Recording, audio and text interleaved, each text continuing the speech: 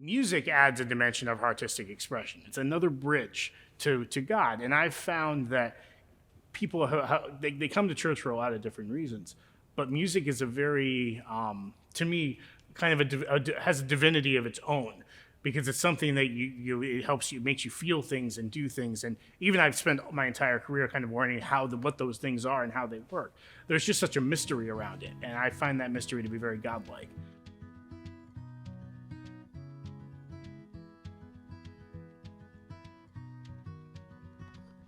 I've been a musician since I was very young. I started playing the piano at age 9, and before that, I was doing some chime choir stuff and things in church. Really, music for me started in the church, and that's kind of where the journey has gone since then. I played a lot of instruments growing up. I got a fake award from my high school for being the one guy over the years who'd been in every single music ensemble offering because I played more than one instrument.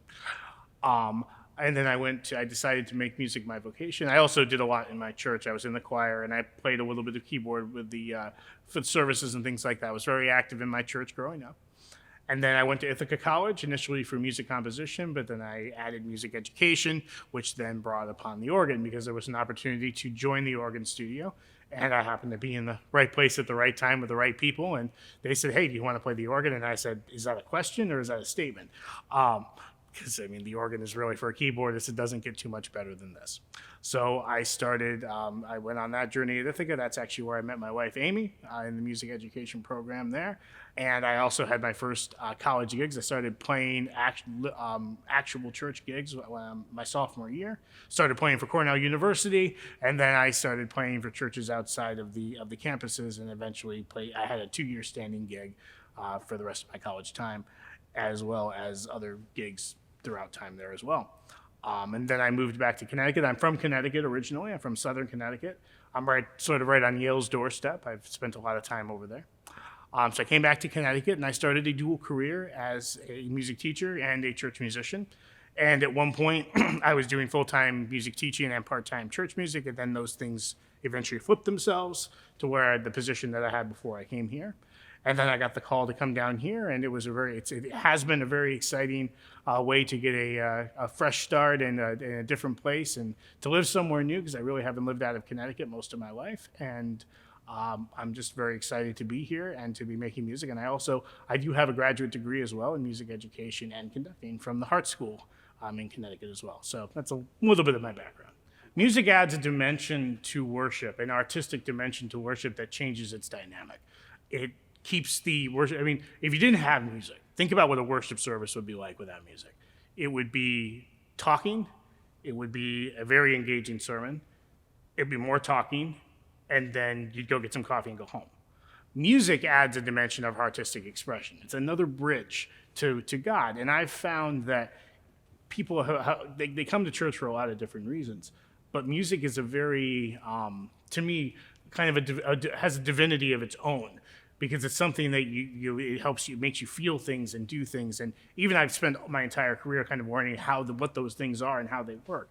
There's just such a mystery around it, and I find that mystery to be very godlike.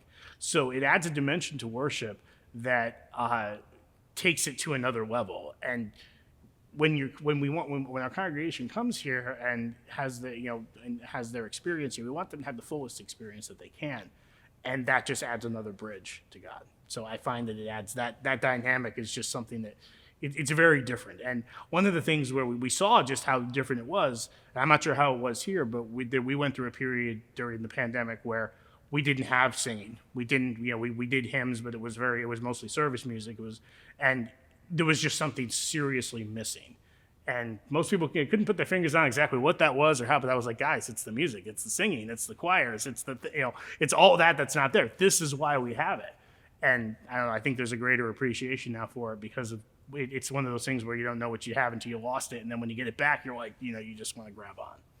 The organ here is tremendous. This instrument behind me can do a lot of different things. And I have just barely scratched the surface of what it can do and all the things that it can do.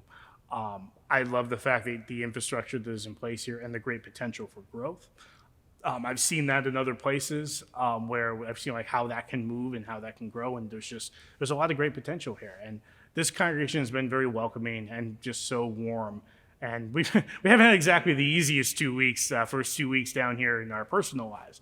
But this congregation has embraced us, and there's just so much love. And Kyle God is a dynamic leader. I've only known him for a little while, and I can already tell you that's true.